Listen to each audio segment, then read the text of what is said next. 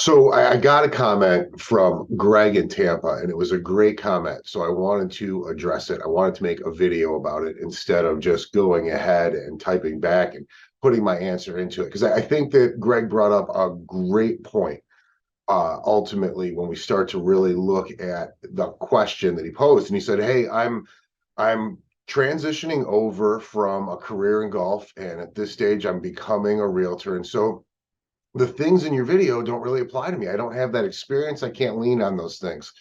So, how do I combat that? And this is a great question. For all of my newer realtors, how do we combat that? Well, here's what we have to really do, right? Because we're not combating what someone else is doing, but what we have to do is how do we illustrate our value prop to the buyer in this situation when we can't really base it on our experience or we can't base it on a long track record of satisfied customers or satisfactory performance. So, when this is the case, I want to look at, as a new realtor, what are the things that we can build our value around? And so when Jeff talks about it, he talks about how do we go ahead and do we double down and do our double down activity? So let's look at how we double down our value. And I'm going to tell you, when you have not a ton of experience, when you're newer in the business, one of the best ways that you can increase your value is by increasing your market knowledge. Without a doubt. So, one of the things you can do is start to take a look at what's been happening in your market. What is the history? What's been selling? What does it look like? And then know what those have sold for and have a great basis for comparison. Now, how do we take that to the next level? I'm going to tell you right now, the best way to do it is we should be previewing the properties that come on the market. Now, here's the thing. Some of us in our areas, there's so much coming on the market, we could never keep up with that. But what is our specialty? What do we service? For me personally, since I focus a lot on the areas I live in, Grand Rapids, Byron Center, and Caledonia, I need to know what that new inventory is on a regular basis. And if you're brand new, you probably don't have a whole lot to do every day. So, what can you do with some of that time? Start previewing and taking a look at the properties where you want to have top knowledge and be a specialist. In a perfect world, you're going to see every single home that comes on the market. So when someone starts discussing inventory in your town, you have knowledge about all of those properties from having been through them and been in them. Again, the more properties that there are for sale in your area, the more you're going to have to scale down the areas that you specialize in. Next on my list, as we start to dive into it, work ethic. Here's the reality. If we put in hard work today, people are going to see value in it. So if you're saying, how do I set myself above, whether you're experienced or not, look to outwork the competition.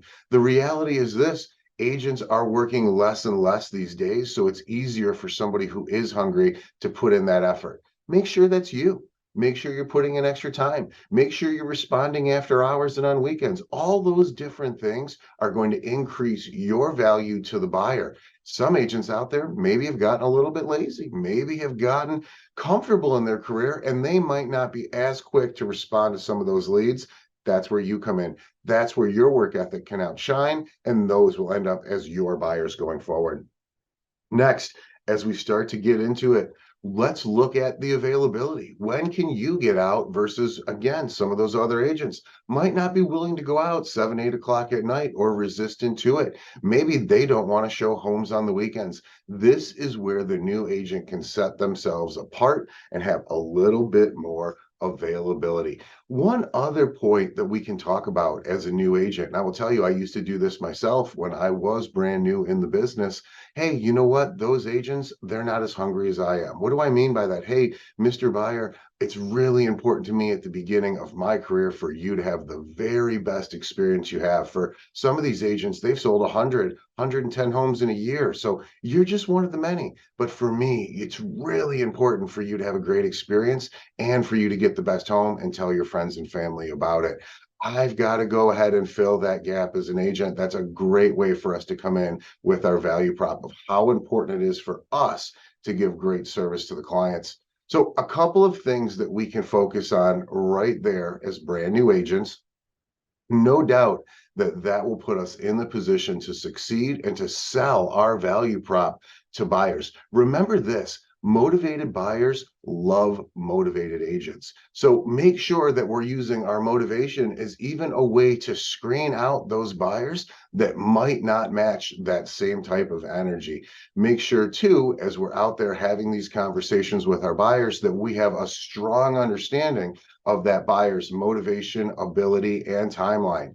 For my new agents out there, I want you to take up the mindset, not just of who will work with me, but what is my ideal client like? And every single person that we're going out to show homes, we should have some basis of understanding of that motivation, of the ability, and of the timeline.